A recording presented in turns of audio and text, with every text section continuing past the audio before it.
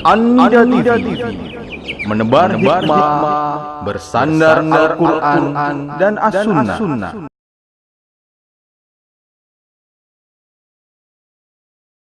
Assalamualaikum warahmatullahi wabarakatuh. Bismillahirrahmanirrahim. Alhamdulillahi rabbil alamin. Wabihi nasta'inu ala umuri dunya waddin. Wassalatu wassalamu ala ashrafil anbiya'i wal mursalin Sayyidina Muhammadin wa ala alihi wa ashabihi ajma'in, amma ba'd. Bapak-bapak, ma'asyiral muslimin rahimani wa rahimakumullah. Kita bersyukur kepada Allah Azza wa Jalla atas nikmat-nikmat yang diberikan kepada kita yang sangat banyak sekali, yang kita tentu tidak bisa menghitungnya. Allah berfirman, wa in ta'uddu ni'matallahi la tuhsuha. Kalau kalian menghitung-hitung nikmat Allah, niscaya kalian tidak akan bisa menghitungnya. Oleh karena itu, seandainya kita mendapatkan suatu kesempitan, suatu kesulitan, suatu musibah, maka kita sadari itu semuanya gak berarti apa-apa. Sedikit pun gak berarti apa-apa jika dibandingkan dengan nikmat Allah yang sangat banyak. Nikmat Allah yang sangat banyak ini menutupi segala kesempitan-kesulitan yang diberikan kepada kita, karena semuanya gak ada artinya di mana nikmat Allah sangat banyak. Dan bentuk kesyukuran kita adalah kita menggunakan nikmat yang sangat banyak itu, nikmat sehat, kemudian nikmat panjang umur, nikmat bisa melihat, nikmat bisa jalan kaki, nikmat bisa mendengar, nikmat makan enak, nikmat tidur enak, dan seterusnya yang sangat banyak kita gunakan untuk melakukan ketaatan demi ketaatan kepada Allah Azza wa Jalla. Di antara bentuk ketaatan adalah kita thalabul ilmi, tafaqquh fiddin, mendalami ilmu agama, dan bahkan thalabul ilmi, tafaqquh fiddin, mendalami ilmu agama adalah sebaik-baiknya ketaatan. Kenapa sebaik-baiknya ketaatan? Karena mencari ilmu di akhir zaman nanti, sebagaimana dikatakan Nabi SAW, akan menjadi tanda-tanda hari kiamat. Akan menjadi tanda-tanda hari kiamat. Kata Nabi SAW di dalam hadis Anas bin Malik radhiyallahu anhu, wa inna min asyratis sa'ah ayyurfa'a al-ilmu wa yuthbata al-jahlu. Termasuk tanda-tanda hari kiamat adalah diangkatnya ilmu. Ilmu diangkat, artinya ilmu itu hilang, diangkat. Sehingga yang terjadi wa yuthbata al-jahlu, merajalelanya kebodohan. Agama Islam yang sangat gamblang. Sangat gamblangnya ini Nabi katakan lailuha kana hariha, malamnya seperti siangnya. Kita mengetahui malam itu gelap, tapi Nabi mengatakan malamnya seperti siangnya, untuk mengungkapkan bahwasanya ajaran Islam itu sangat gamblang, A sampai Z sangat gamblang, gak ada kabut. Tetapi justru bagi kaum muslimin, mereka gak ngerti ajaran Islamnya sendiri, gak ngerti agamanya sendiri. Kenapa? Karena meninggalkan ilmu. Kenapa meninggalkan ilmu? Kenapa ilmu bisa ditinggalkan? Kenapa ilmu bisa hilang? Karena tidak ngaji. Maka kita katakan thalabul ilmi, tafaqquh fiddin adalah sebaik-baiknya ketaatan dan merupakan jalan pintas menuju surga.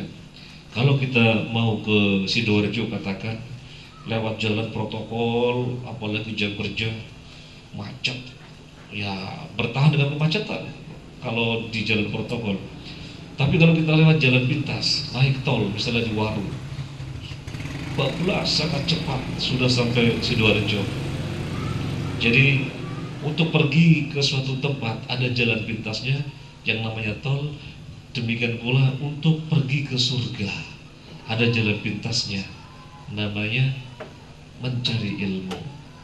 Nabi SAW bersabda, man salaka tariqan yaltamisu fihi ilman sahalallahu lahu bihi tariqan ilal jannah. Barang siapa yang menempuh jalan, di situ dia menuntut ilmu, maka Allah mudahkan baginya jalan menuju surga. Apa yang dimaksud dengan Allah mudahkan baginya jalan menuju surga? Ya Allah mudahkan bagaimana bisa ke surga dengan mudah. Itulah jalan pintas yang dimaksud. Maka ini menunjukkan pentingnya mencari ilmu sampai fadilahnya sangat besar seperti itu, jalan pintas menuju surga. Masjidul muslimin rahimani wa rahimakumullah. Saya bersyukur sekali bisa belajar dengan bapak-bapak di sini di Balai RT sini Benowo. Dan ini yang pertama kali saya bisa belajar bersama-sama di sini.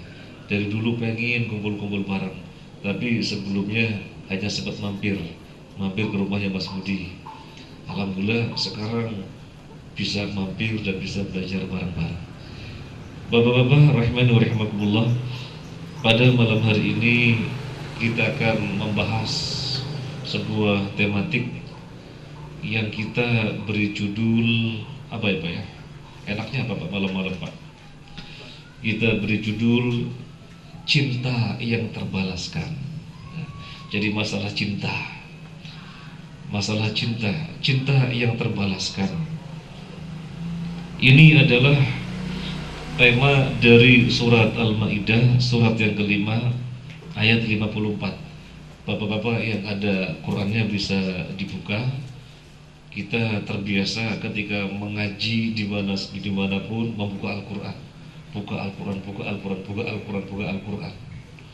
Bahkan kajian yang kita kembangkan di berbagai tempat, meskipun hanya setengah jam bahas satu ayat, ataupun meskipun hanya setengah jam bahas satu hadis, dua hadis, ya gitu saja pengajian kita.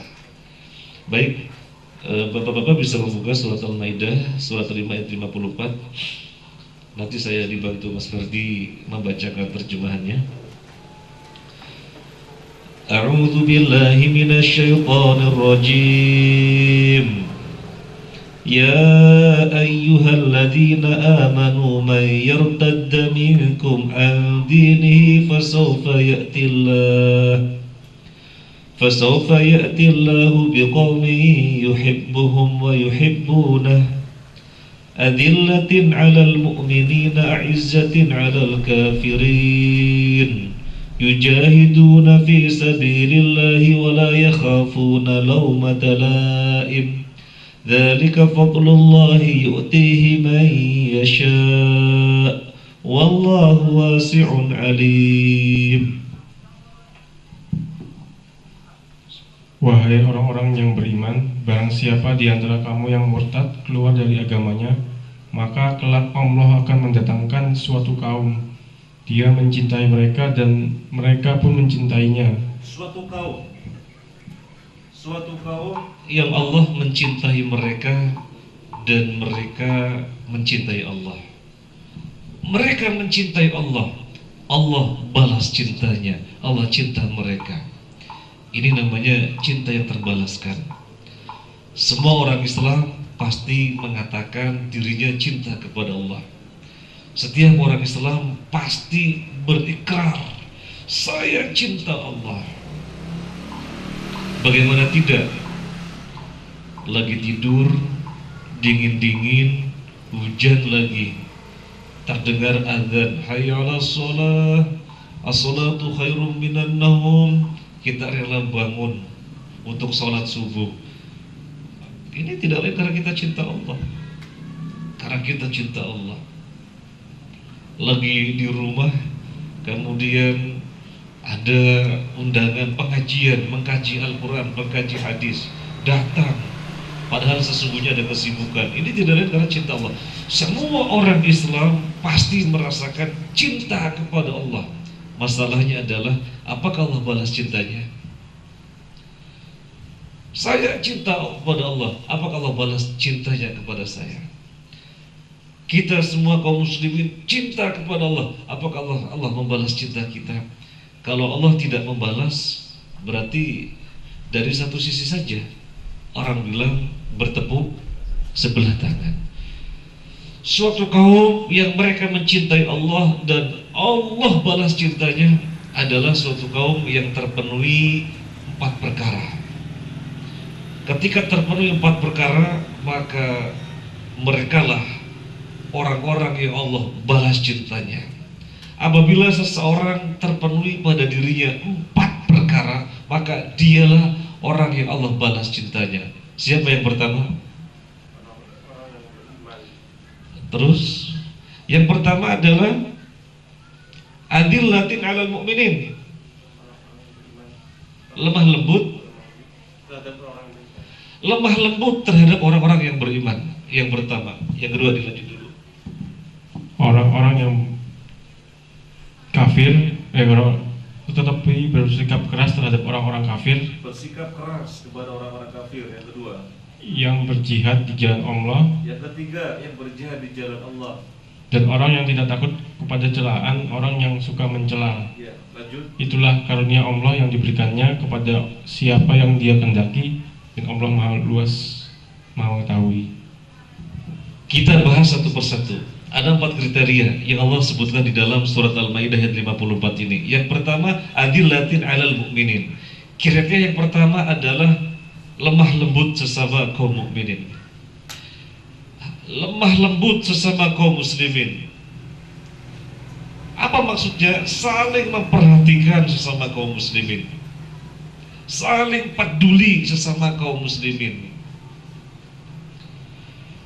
Hadis-hadis yang menjelaskan tentang ini sangat banyak. Di antaranya Nabi SAW bersabda, fi ma'nahu mathalul mu'minina fi tarahumihim wa ta'atufihim wa tawadihim kamathalil jasad idza ishtaka minhu 'udwun tada'a lahu sairul jasadi bisahri wal humma. Perumpamaan muslim yang satu dengan muslim yang lainnya adalah seperti satu anggota tubuh. Apabila ada bagian yang sakit, maka bagian yang lainnya ikut merasakan sakit. Yang sakit giginya misalnya,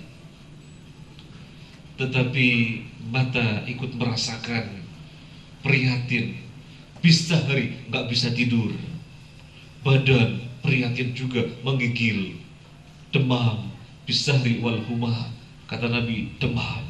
Padahal yang sakit giginya, mata ikut nggak bisa tidur, badan ikut menggigil.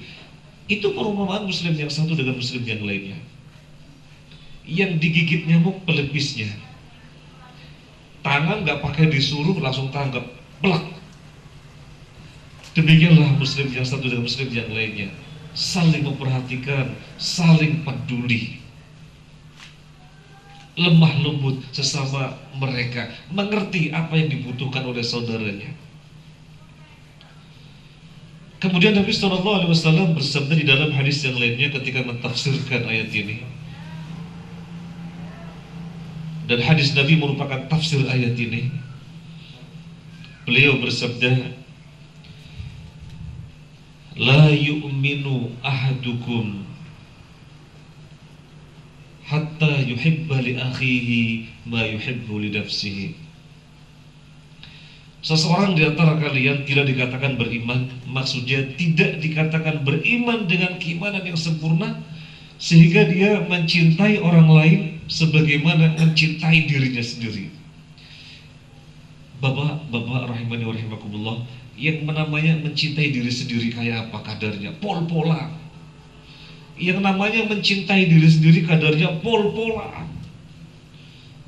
Sedikit jerawat saja bingung, waduh apa obatnya? Coba ini yang cocok yang mana? Perut lapar, wah perut lapar. Ternyata di rumah nasi sudah habis. Kemudian coba ke warung sebelah tutup, wah tutup warung. Coba ke warung sebelah lagi, wah tutup. Dibela-belain, coba yang lebih jauh, ternyata tutup juga. Coba yang lebih jauh lagi, ternyata tutup juga. Bela-belain itu perut lapar.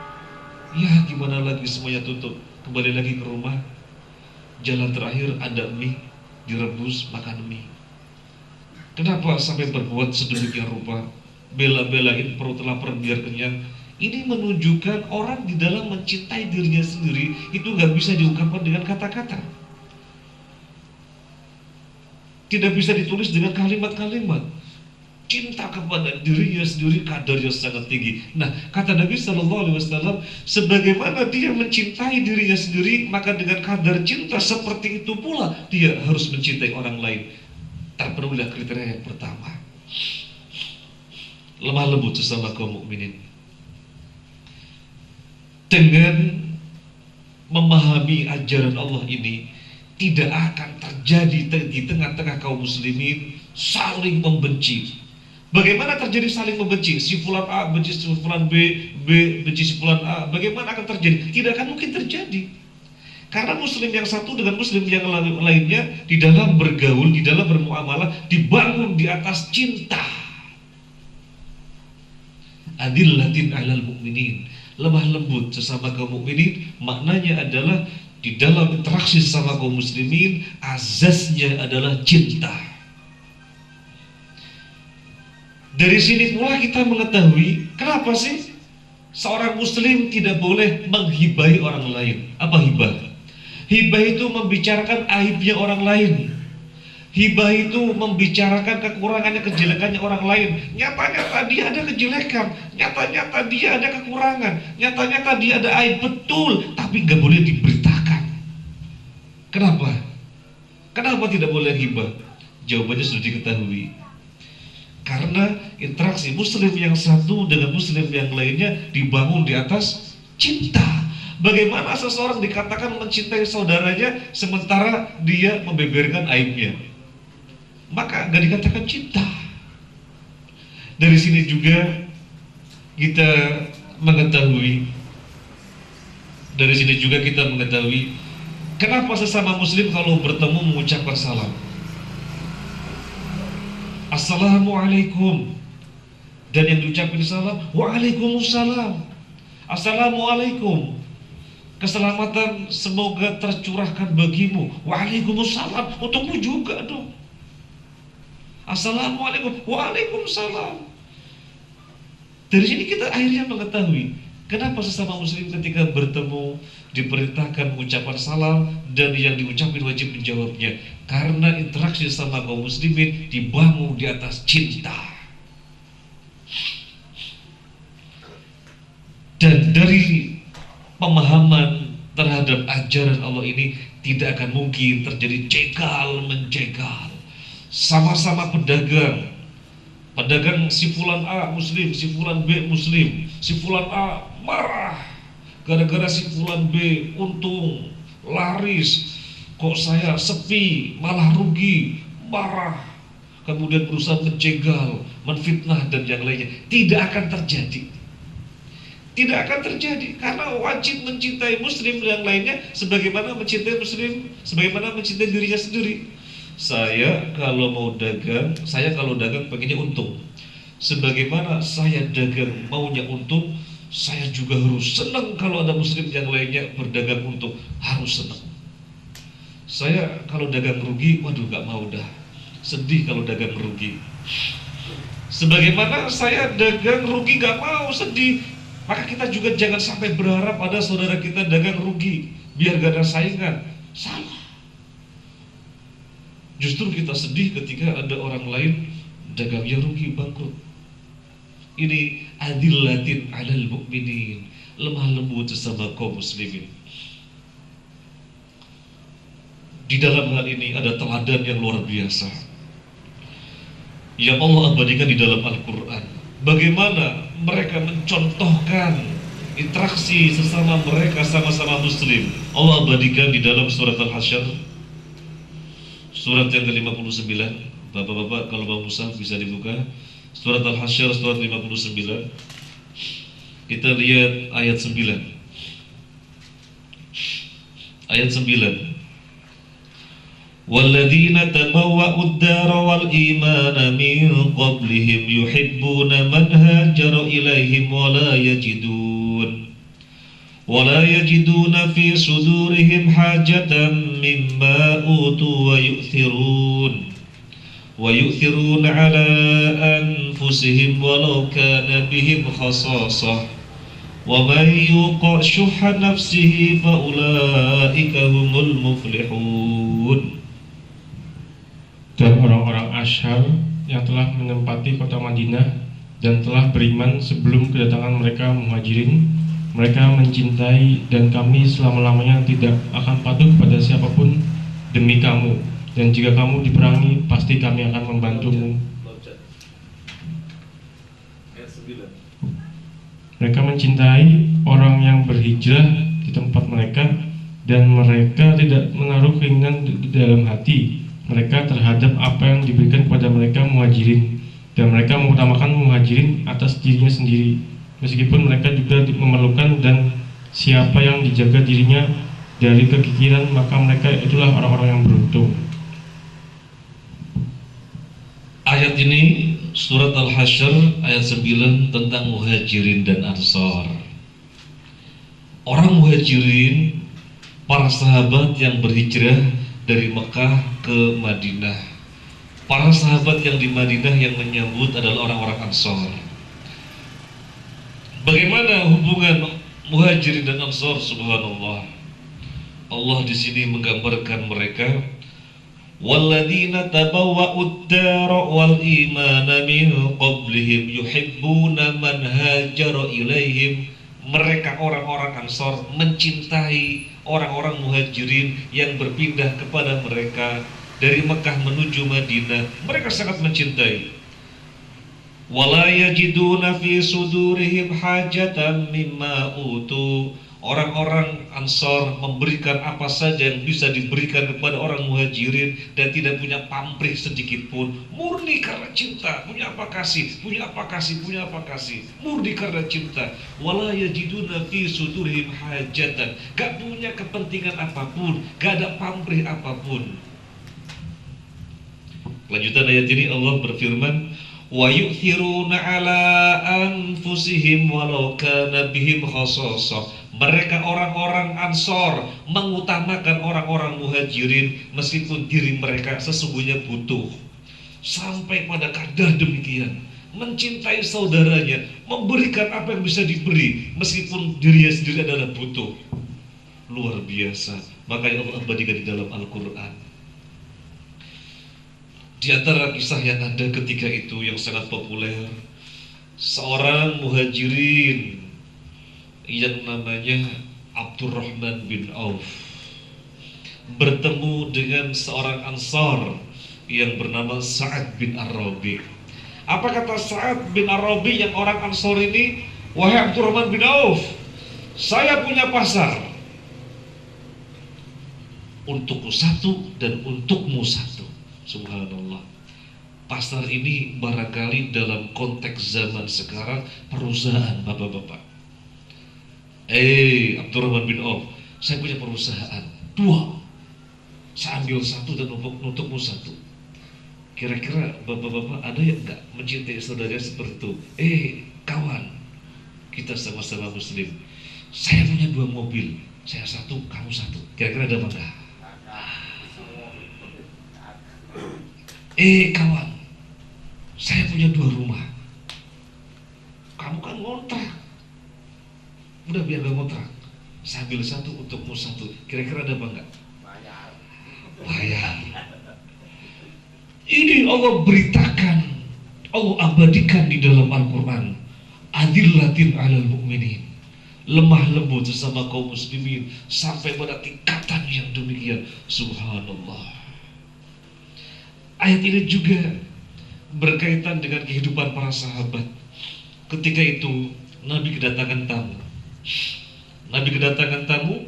Maka Nabi bertanya kepada istri-istrinya, adakah hidangan yang bisa dikeluarkan untuk tamu?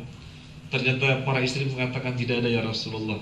Memang demikian Nabi, meskipun dia seorang presiden, terkadang dapurnya tidak mengepul. Bahkan Aisyah pernah mengatakan, pernah selama 3 hari dapurku tidak mengepul. Terus makannya apa? Air dan korma. Seorang presiden begitu. Subhanallah. Karena para istri mengatakan gak ada makanan, maka Nabi tawaran kepada sahabat yang ada, ini ada tamu, siapa di antara kalian bisa menjamu? Seseorang sanggup. Dibawa tamu ini ke rumahnya. Sampai di rumahnya, dia bilang kepada istrinya, Bu, ada tamu Bu, keluarkan hidangan buat tamu, kita hormati tamu. Istrinya bingung, bapak-bapak, Bagaimana tidak bingung? Di rumah gak ada makanan apa-apa. Yang ada sedikit itu pun jatah makanan makan malam anaknya. Si ibu mengatakan, Pak, makanan apa yang bisa dihidangkan buat tamu? Gak ada apa-apa Pak, hanya sedikit makanan, itu pun jatah makan malam anak kita. Untuk saya gak ada, untuk emas gak ada. Apa yang bisa dihidangkan? Apa kata suaminya? Sudahlah Bu, sudah. Anak kita dibobokkan saja, biar bobok, biar tidur. Nanti itu makanan keluarkan buat tamu. Benar, ini anak dibobokkan sampai bobok. Makanannya yang semestinya jatahnya dia dikeluarkan buat tamu. Kemudian di dalam suami istri bersandiwara seakan-akan lagi makan. Barangkali sendok dan piring teng-teng gitu, sehingga tamunya merasa nyaman. Oh, di dalam juga lagi makan, padahal sandiwara, biar tamunya enak makan. Hal ini, berita ini sampai kepada Nabi Sallallahu Alaihi Wasallam. Maka Nabi mendoakan kebaikan. Allah bandingkan dalam Al-Quran, wa yu'thiruna ala anfusihim walau kana bihim khassasah. Mereka mengutamakan orang lain meskipun dirinya sendiri sebenarnya membutuhkan. Subhanallah. Ini kriteria yang pertama yang harus ada agar cinta kita kepada Allah, Allah balas. Gak cukup sudah sholat, gak cukup sudah puasa, gak cukup sudah haji, gak cukup sudah baca Quran. Sementara di dalam surat Al-Maidah 54 Allah mengatakan cintanya orang, cintanya kaum akan Allah balas kalau terpenuhi 4 perkara. Ini yang pertama yang barusan kita bahas, adillatin 'alal mu'minin, sesama kaum muslimin cinta lemah lembut. Intinya kesimpulannya, muamalah interaksi sama kaum muslimin dibangun di atas cinta. Sekarang yang kedua, apa yang kedua? A'izzatin 'alal kafirin. Ini yang kedua. A'izzatin 'alal kafirin. Keras kepada orang-orang kafir. Sebelumnya perlu saya sampaikan dulu, kadang-kadang orang mendengar istilah kafir, wah, aliran keras itu nyebut-nyebut kafir. Jadi kita sampaikan a'izzatin 'alal kafirin, keras terhadap orang-orang kafir. Waduh, ini aliran keras ini, nyebut-nyebut istilah kafir. Sekarang saya bertanya kepada bapak-bapak, yang menyebut dengan istilah kafir untuk non-muslim siapa? Siapa? Bapak-bapak, yang mengeluarkan istilah kafir untuk non-muslim siapa? Allah di dalam Al-Quran. Bapak semuanya hafal. Qul ya ayyuhal kafirun. Itu Allah mengatakan, wahai orang-orang non-muslim. Orang non-muslim semuanya disebut dengan kafir. A'izzatin 'alal kafirin, keras kepada orang-orang kafir. Jadi kalau kita menyebut orang-orang kafir, jangan lantas dikatakan wah orang keras nyebut-nyebut kafir, padahal Allah sendiri yang mengeluarkan istilah ini kafir. Non-muslim disebut kafir. Ini yang kedua, Allah menyatakan a'izzatin 'alal kafirin, keras kepada orang kafir. Apa maksudnya keras kepada orang kafir? Gak boleh mencintai, gak boleh mencintai orang kafir. Gak boleh mencintai orang kafir berarti apa? Harus membenci. Loh, kok begitu? Baik, kita lanjutkan bagaimana Allah membahas tentang ini di dalam Al-Quran. Kita lihat dulu, yang pertama adalah surat Al-Mujadilah, surat 58 ayat 22. Bapak-bapak bisa dilihat mushafnya. Gak bawa Quran pakai? Oh. Kalau kita biasa ngaji, mohon maaf Pak Ge, kalau kita biasa ngaji dengan mahasiswa, wajib bawa Quran. Dia gak bawa Quran tak suruh push up. Wah. Jadi pada bawa Quran semuanya. Dan bapak-bapak mohon maaf, kalau misalnya bertemu dengan Pak Yasin bawa tas, syaratnya bawa tas ya. Bawa tas, boleh razia, stop Pak Yasin, buka tasnya. Kalau nggak ada Qurannya, silakan Pak, saya suruh push up. Syaratnya bawa tas loh yo, syaratnya bawa tas. Berhentikan, berhenti Pak Yasin, razia, lihat tasnya. Kalau nggak ada Qurannya, saya disuruh push apa? Nah, ini kita biar membiasakan membawa Al-Quran. Baik, surat Al-Mujadilah ayat 5, surat 58 ayat 22. La tajidu qauman yu'minuna billahi wal yawmil akhir yuwadduna man haddallaha wa rasulahu walau kanu aba'ahum aw abna'ahum aw ikhwanahum aw ashiratahum ulaika kataba fi qulubihimul imana wa ayyadahum biruhin minhu wa yudkhiluhum jannatin tajri min tahtihal anharu khalidina fiha radiyallahu anhum wa radu anhu ulaika hizbullah ala inna hizballahi humul muflihun. Engkau Muhammad tidak akan mendapatkan suatu kaum yang beriman kepada Allah dan hari akhirat, saling berkasih sayang dengan orang-orang yang menentang Allah dan Rasul-Nya, sekalipun orang-orang itu bapaknya, anaknya, saudaranya, atau keluarganya. Mereka itulah orang-orang yang dalam hatinya telah ditanamkan Allah keimanan, dan Allah telah menguatkan mereka dengan pertolongan yang datang dari Dia. Lalu dimasukkannya mereka ke dalam surga yang mengalir di bawahnya sungai-sungai. Mereka kekal di dalamnya. Allah ridha terhadap mereka dan mereka pun merasa puas terhadap limpahan rahmatnya. Merekalah golongan Allah. Ingatlah, sesungguhnya golongan Allah itulah yang beruntung. La tajidu qauman yu'minuna billahi wal yawmil akhir yuwadduna man haddallaha wa rasulahu. Kamu Muhammad, yang dimaksud Nabi Muhammad sallallahu alaihi wasallam, kamu Muhammad tidak akan menjumpai orang yang beriman kepada Allah dan hari kiamat mencintai orang-orang kafir meskipun bapaknya, walau kanu aba'ahum au abna'ahum, meskipun anaknya, au ikhwanahum, meskipun saudaranya, au ashiratahum, meskipun keluarganya. Bapak memang bapak, ayah, tapi dia non muslim. Haram seorang anak mencintai ayahnya. Kamu Muhammad tidak akan menjumpai orang yang beriman kepada Allah dan hari kiamat mencintai non muslim meskipun bapaknya. Anak memang anak, tapi non muslim. Ayah haram mencintai anaknya. Kakak memang kakak, adik memang adik, tapi non muslim haram dicintai. Awashiratahum, keluarga, memang paman dia, memang bibi dia, memang keponakan dia, memang sepupu dia, tapi non muslim haram dicintai. Yang mengatakan siapa? Allah Azza wa Jalla.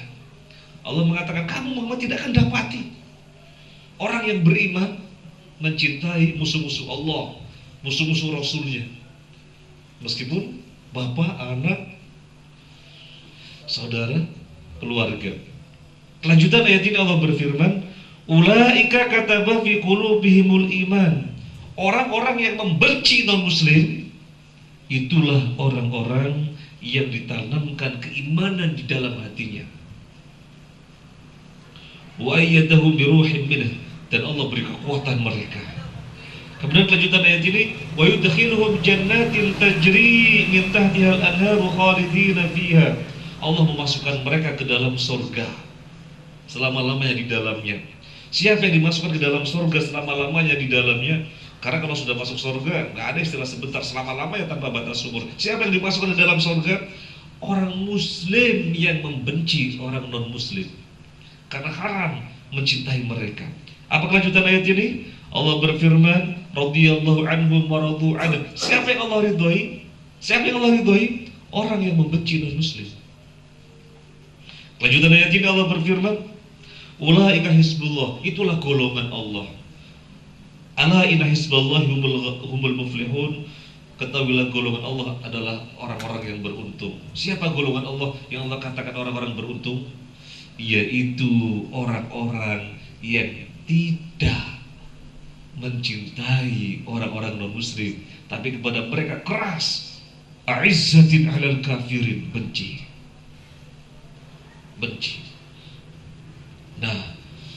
Kalau saya berhenti sampai di sini bisa bahaya sekali. Pak Yasin aliran keras, jangan-jangan aliran yang ngebom itu. Gitu ya. Belum selesai Bapak-bapak. Gimana yang dimaksud dengan membenci orang kafir, membenci non-muslim? Apa yang dimaksud?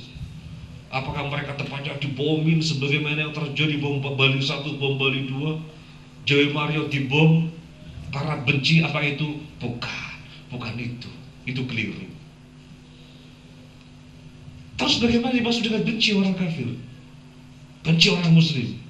Apakah ketika mereka naik mobilnya lewat, kita timpukin dengan batu? Mereka timpukin dengan batu, kenapa? Ini non muslim, kita harus benci, timpukin dengan batu.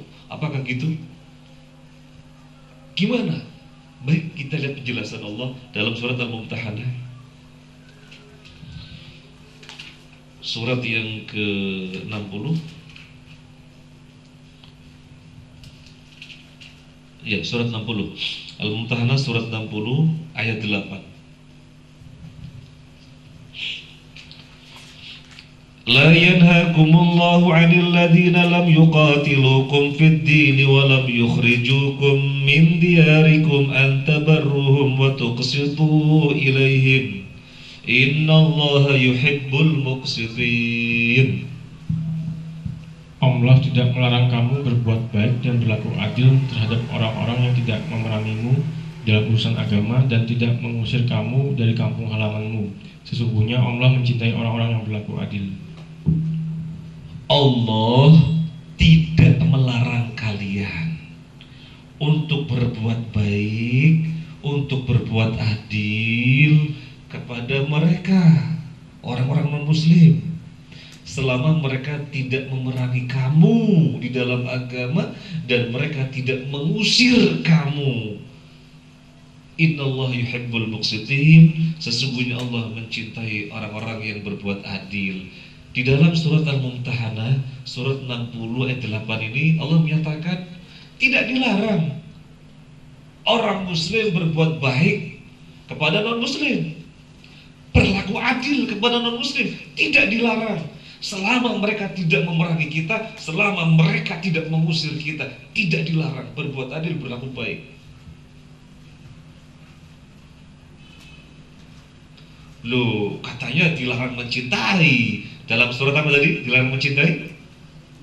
Al-Mujadilah ayat 22. Katanya dilarang mencintai. Bahkan di situ dikaitkan dengan keimanan. Kamu tidak akan menjumpai orang beriman kepada Allah dan hari kiamat mencintai orang-orang non-muslim, musuh-musuh Allah dan Rasulnya. Bahkan dikaitkan dengan keimanan. Katanya dilarang mencintai. Sekarang tidak dilarang berbuat baik, tidak dilarang berbuat adil. Beda bapak-bapak. Antara mencintai dan berbuat adil, berbuat baik itu beda. Kalau berbuat adil, berbuat baik itu wilayahnya sebatas memenuhi hak sebagai tetangga. Misalnya tetangganya non muslim, sebagai tetangga, penuhi hak-haknya sebagai tetangga. Barangkali listriknya mati, kita bisa bantu betulin listriknya. Barangkali PDAM-nya airnya mampet, sementara butuh air. Kita punya air, alirkan air atau ambil air dari rumah kita. Barangkali mobilnya mogok, perlu didorong, kita dorong. Apa yang merupakan haknya dia sebagai tetangga, penuhi. Ini namanya berbuat baik. Ini namanya berbuat baik. Ketika kita berjanji sama dia hari Rabu, ya kita penuhi hari Rabu. Kita utang dari dia 10.000, bayar 10.000. Bilang hari Kamis sore, tepati Kamis sore. Berlaku adil. Dia membeli kepada kita 1 kilo, layanin 1 kilo. Berbuat adil. Tidak dilarang berbuat adil, berbuat baik. Sekali lagi, ini wilayahnya sebatas memenuhi hak mereka. Terus yang dimaksud tidak boleh mencintai, jangan dijadikan teman akrab. Jadi sebatas memenuhi haknya saja, tidak sampai menjadikannya sebagai teman akrab. Sharing-sharing sama dia, curhat-curhat sama dia non-muslim, gantian traktir sama dia, kemana-mana sama dia. Bahasa kita teman akrab, bahasa kita teman karib. Itu sudah memasuki wilayah cinta, itu dilarang. Jadi sudah bukan sebatas memenuhi hak saja, tapi sudah memasuki wilayah cinta ketika menjadikan teman akrab. Dan Allah berfirman di dalam Al-Quran, maaf mempersingkat waktu, Ya ayyuhalladzina amanu la tattakhidhu bitanatan min dunikum. Wahai orang-orang yang beriman, janganlah kalian menjadikan bitanah, orang-orang khusus, teman akrab dari selain kalian, dari selain orang-orang Islam. Non-muslim dijadikan teman akrab, kemana-mana bareng. Ini sudah memasuki wilayah cinta, tidak boleh. Karena yang tidak dilarang hanya berbuat baik, penuhi hak-haknya. Sebagai partner bisnis misalnya, kita berdagang, dia supplier, dia menagih duit berapa, 10 juta, bayar 10 juta. Kemudian kita berlaku baik kepada dia, barangnya kosong, bilang kosong, ada bilang ada, dia senang disikapi dengan baik.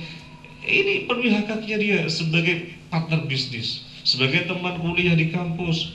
Dia orang non-muslim, mahasiswa non-muslim, kemarin tidak masuk, ketinggalan pelajaran, pinjam buku, pinjamin. Jadi sebatas memenuhi hak saja, tidak dijadikannya sebagai teman akrab, tidak dijadikannya sebagai teman karib, karena itu sudah masuk wilayah cinta.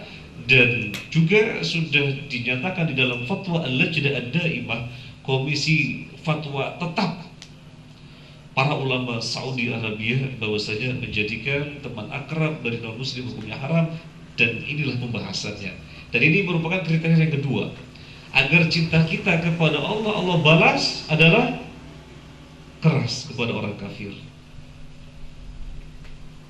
benci kepada orang kafir. Boleh berbuat baik kepada mereka selama tidak memerangi kita, selama tidak mengusir kita. Dari sini kita mengetahui jawabannya. Saya bertanya kepada bapak-bapak, orang-orang non-muslim yang ada di negeri ini, orang-orang non-muslim yang ada di negeri ini memerangi kita apa enggak? Tidak memerangi kita, maka tidak dibenarkan kita memerangi mereka. Pengeboman dan seterusnya tidak dibenarkan, karena mereka tidak memerangi kita. Yang kedua, Nabi SAW bersabda di dalam hadisnya, barang siapa yang membunuh mu'ahad, artinya orang kafir, orang non-muslim yang dijamin keamanannya oleh pemerintah, maka dia tidak akan mencium bau surga, meskipun bau surga bisa dicium dari jarak sekian dan sekian. Sekarang saya bertanya kepada bapak-bapak, orang non-muslim yang ada di negeri ini dijamin keamanannya oleh pemerintah apa enggak? Dijamin. Maka tidak diperbolehkan kita memerangi mereka, kecuali kalau mereka memerangi kita, kita bertahan menjaga kehormatan kita kalau diperangi. Kalau tidak diperangi, maka tidak ada jalan bagi kita untuk memerangi mereka. Bapak-bapak, kita akan lebih jelas lagi untuk kriteria kedua ini. Lihat surat Hud, surat yang ke-11. Dan surat Hud, surat yang ke-11,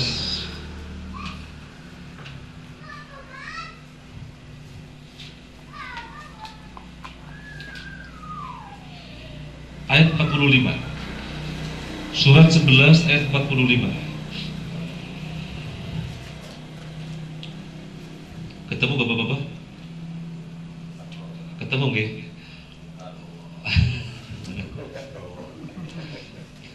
Surat Hud, surat 11 ayat 45.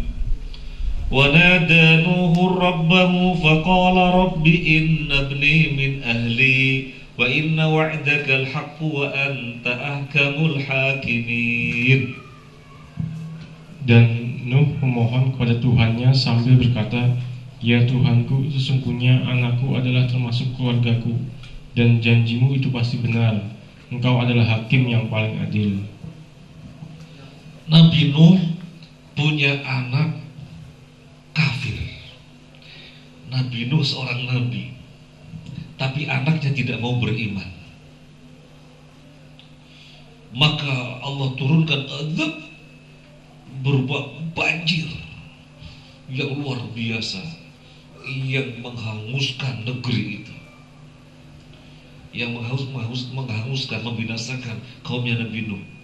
Maka Nabi Nuh berdoa, Rabbi innabni min ahli, ya Allah, anakku adalah bagian dari keluargaku.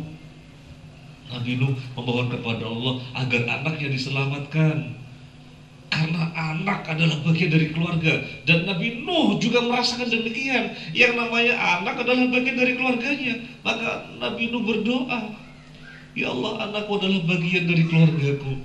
Apa jawaban Allah? Lihat ayat yang berikutnya, ayat 46. Qala ya Nuh innahu laysa min ahlika innahu amalun ghairu salih fala tas'alni ma laysa laka bihi ilm inni a'idzuka an takuna minal jahilin. Allah berfirman, wahai Nuh, sesungguhnya dia bukanlah termasuk keluargamu, karena perbuatannya sungguh tidak baik. Sebab itu jangan engkau memohon kepadaku sesuatu yang tidak engkau ketahui hakikatnya. Aku menasihatimu agar engkau tidak termasuk orang yang bodoh. Jawaban Allah, wahai Nuh, dia bukan keluargamu. Padahal yang namanya nasab, darah dagingnya sendiri, keluarga apa bukan? Keluarga. Tapi Allah mengatakan, hai Nuh, dia bukan keluargamu. Kenapa Allah mengatakan dia bukan keluargamu? Karena dia bukan muslim, karena dia kafir. Jadi dari sini kita mengetahui yang namanya keluarga di dalam Islam adalah adanya ikatan la ilaha illallah Muhammadur Rasulullah. Berarti keluarga wajib saling mencintai. Berarti keluarga, berarti saudara wajib saling mencintai.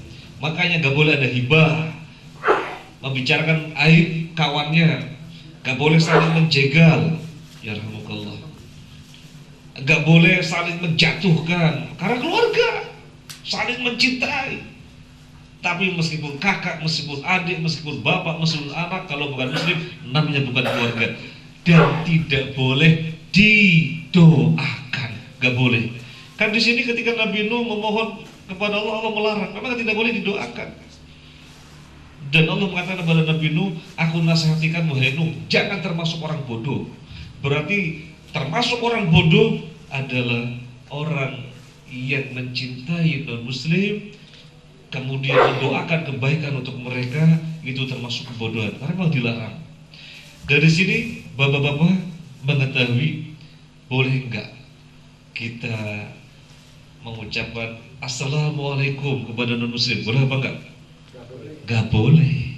Karena kalau kita mengucapkan assalamualaikum, berarti kita mendoakan kebaikan untuk dia, semoga keselamatan tercurahkan bagimu. Gak boleh. Karena ini hanya sesama muslim. Kenapa sesama muslim? Karena hanya sesama muslim hubungan dibangun di atas cinta. Cintanya sama muslim. Adapun pada non muslim gak boleh cinta, tetapi keras. A'izzatin 'alal kafir, harus benci, maka gak boleh mengucapkan salam kepada mereka. Kalau misalnya mereka mengucapkan salam kepada kita, Pak, assalamualaikum, kita menjawab waalaikumsalam, gak boleh. Kita gak boleh menjawab waalaikumsalam, tidak boleh. Karena kalau kita menjawab waalaikumsalam, berarti kita mendoakan kebaikan untuk dia. Terus gimana? Jawab saja waalaikum. Aisyah radhiyallahu anha diajari oleh Nabi, kalau ada Yahudi non muslim mengucapkan salam, jawablah waalaikum. Jadi bukan mendoakan. Jadi di sini disikapinya sebagai sapaan. Oh, dia nyapa, ya saya balas sapaannya. Jadi koridornya apa? Memenuhi hak. Dia teman nyapa, ya saya balas sapaannya. Dia tetangga nyapa, ya saya balas sapaannya. Dipandangnya sebagai memenuhi hak. Kalau menjawab waalaikumsalam sudah masuk ke wilayah cinta karena mendoakan. Bapak-bapak, masyiral muslimin rahimani wa rahimakumullah, dua kriteria yang pertama ini sesama muslim mencintai dengan non muslim benci, atau kita tegaskan lagi kaedahnya, interaksi sama kaum muslimin azasnya cinta, interaksi dengan orang non muslim, dengan orang kafir azasnya benci. Dua kriteria ini agar cinta kita kepada Allah, Allah balas. Ini yang dalam akidah disebut dengan al-wala wal bara. Pembahasan sangat panjang, Bapak.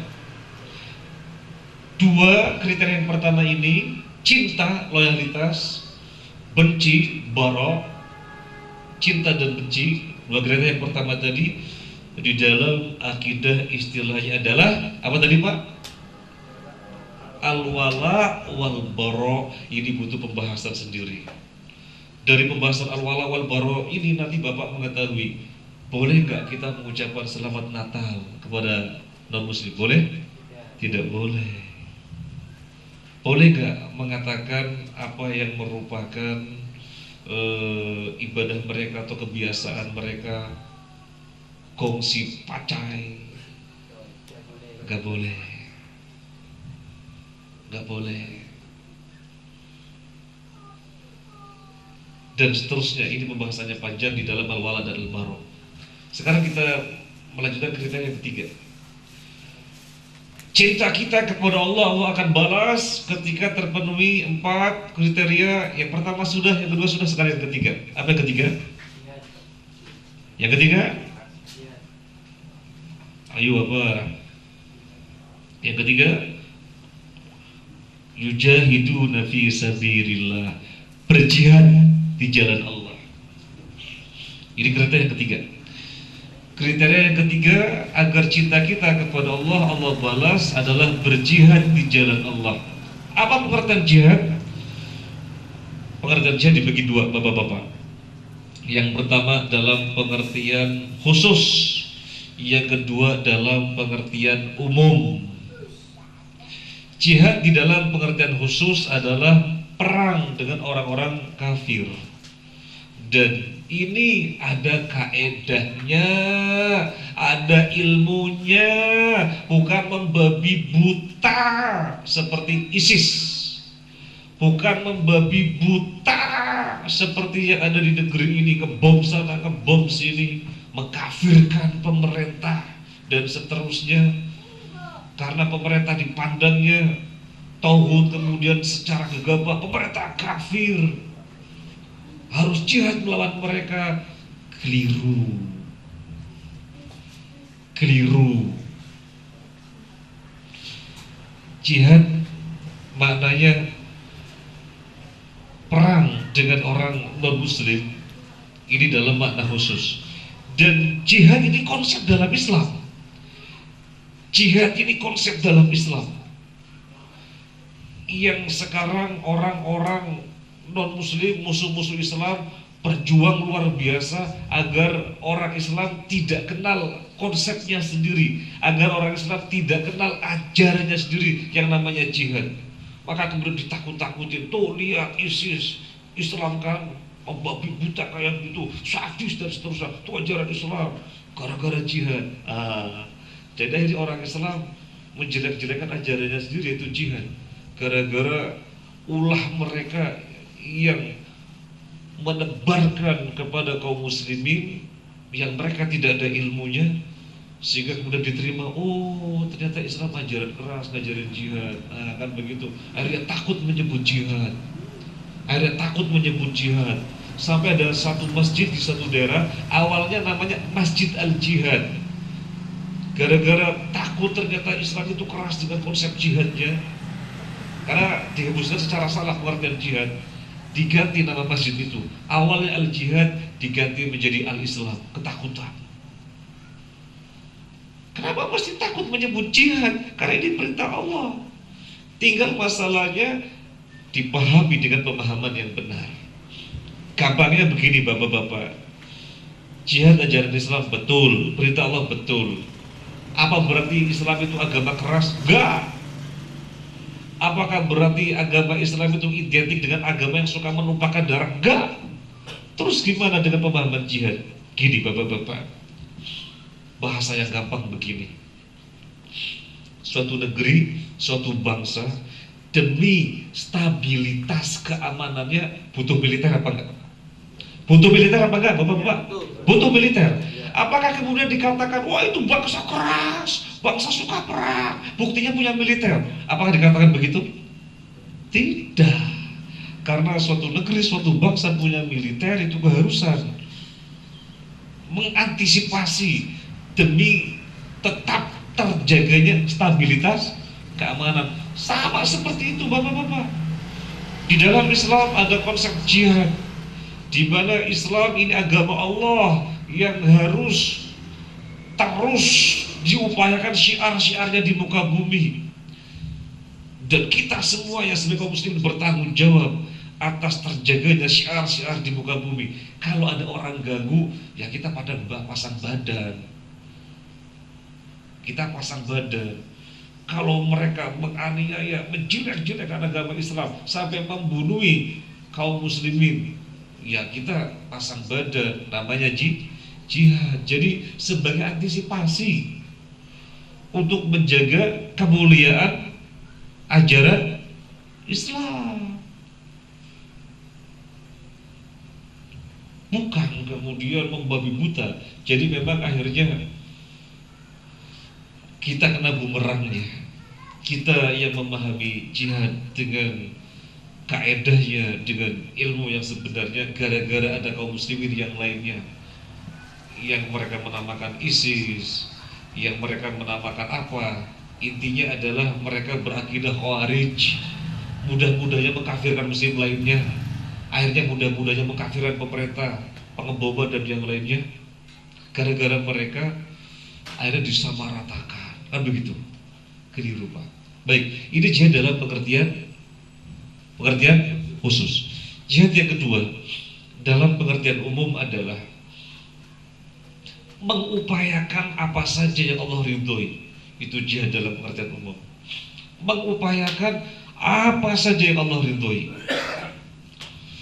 Allah memerintahkan agar para bapak-bapak kaum lelaki sholat 5 waktunya, zuhur, asar, maghrib, isya, subuh, di masjid apa di rumah?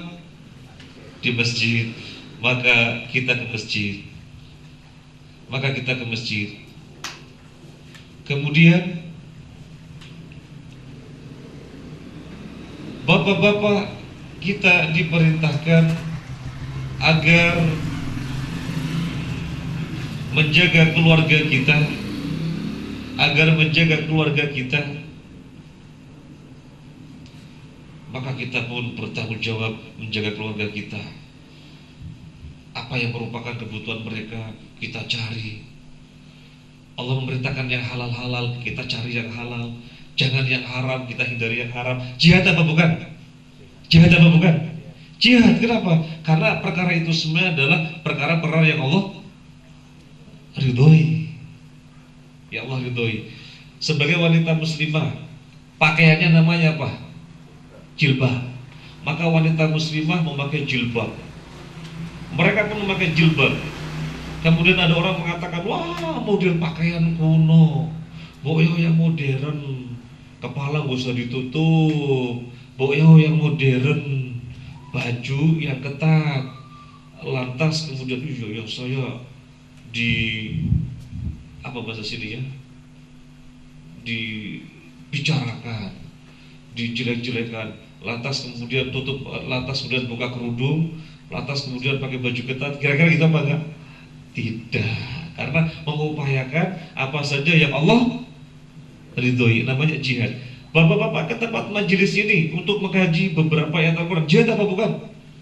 Jihad. Kenapa? Karena ini adalah perkara yang Allah ridhoi. Intinya jihad dalam makna umum, kalau dicari contohnya ya enggak habis-habis. Karena seluruh perkara yang Allah ridhoi kita upayakan untuk bisa melakukannya. Kan begitu? Silaturahim. Sebenarnya kita sibuk Sebenarnya kita sibuk, tetapi kita upayakan ada waktu biar bisa mengunjungi ayah, mengunjungi ibu, mengunjungi paman, bibi. Jihad apa bukan? Jihad. Nah, ini kriteria yang ketiga. Biar cinta kita kepada Allah, Allah balas. Ada kriteria yang namanya berjihad di jalan Allah, baik dalam makna khusus ataupun makna umum. Sekarang yang keempat, yang terakhir. Apa yang keempat, yang terakhir? Wala yakhafuna laumata laim. Tidak takut terhadap celaannya orang yang mencela. Tidak takut terhadap cemoohannya orang yang mencemooh. Selama kita tahu ini hak, ini benar, ajaran Al-Quran, ajaran hadis, ini ajaran Al-Quran, ini ajaran hadis, maka orang mau ngomong apa, ya sudah dibiarkan saja. Yang penting kita yakin. Misalnya bapak-bapak 5 waktu ke masjid, kemudian orang bilang ya sok alim, kira-kira bapak kemudian jadi ciut hatinya apa enggak? Bapak jadi ciut hatinya apa enggak?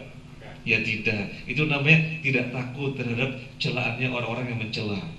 Bapak misalnya, mohon maaf ya Pak ya, misalnya ada di antara bapak atau kaum muslimin yang sudah berusia misalnya 40, 50, belum bisa baca Quran. Kemudian ayo kita belajar Al-Quran. Saya belum bisa. Oh iya, maaf Pak. Ini contoh. Kemudian belajar Al-Quran, dicela, walah sudah tua nggak bisa baca Quran, malu ah, dicela, dipoyoi bahasa sini ya. Iya.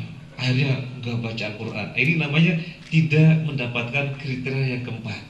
Kriteria yang keempat, tidak takut terhadap celaannya orang yang mencela. Selama itu baik, selama itu benar, Allah ajarkan di dalam Al-Quran, Nabi ajarkan di dalam hadisnya, terus orang mau ngomong apa.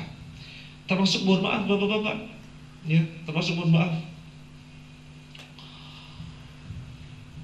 saya berjenggot ya Pak ya, karena Nabi memerintahkan berjenggot. Nabi mengatakan biarkanlah jenggot. Ya, bismillah, karena ini perintah Nabi ya saya biarkan. Kemudian misalnya ada orang bilang, pernah saya diginiin Pak, sebentar lagi Idul Adha, gemuk gini-gini. Sebentar lagi Idul Adha, gemuk Maksudnya apa Pak? Apa lantas saya ambil garokan saya potong? Ya enggak, karena kita sudah tahu ayat wala yakhafuna laumata laim. Tidak takut terhadap celaannya orang yang mencela. Selama kita tahu itu hak, Nabi mengajarkan, ya sudah kita amalkan. Orang lain mau ngomong apa terserah. Biar kita bisa mengamalkan wala yakhafuna laumata laim, kriteria yang keempat, agar cinta kita kepada Allah balas, satu kata kunci. Pak, kita berbuat baik kayak apapun mesti ada orang yang ngomong. Kita berbuat baik kayak apapun mesti ada orang yang komentar, mesti. Karena itulah manusia, nggak lepas dari komentar dan seterusnya gitu ya. Pokoknya dari situ kita mantap saja. Ini ajaran Allah, selesai. Sudah, orang mau ngomong apa, yang penting ini ajaran Allah, jelas dalam Al-Quran. Ini ajaran Allah, Allah jelaskan dalam hadisnya melalui Nabi Sallallahu Alaihi Wasallam. Ayat ini ditutup, dzalika fadlullahi yu'tihi man yasha. Itulah karunia Allah yang Allah berikan kepada siapa saja yang dikehendaki. Wallahu wasi'un alim. Allah maha luas dan Allah maha mengetahui. Artinya apa Pak? Orang yang kalau ada pada dirinya 4 perkara, Bapak-bapak masih ingat yang pertama tadi apa? Mencintai sesama muslim. Yang kedua, keras kepada orang non muslim. Yang ketiga, jihad khusus dan umum. Yang keempat, tidak takut terhadap celanya orang yang mencela. Kalau ada pada diri kita 4 perkara ini, kata Allah, itulah orang yang Allah berikan karunia kepada yang Allah kehendaki. Jadi maksudnya gak semua orang mendapatkan ini bapak-bapak.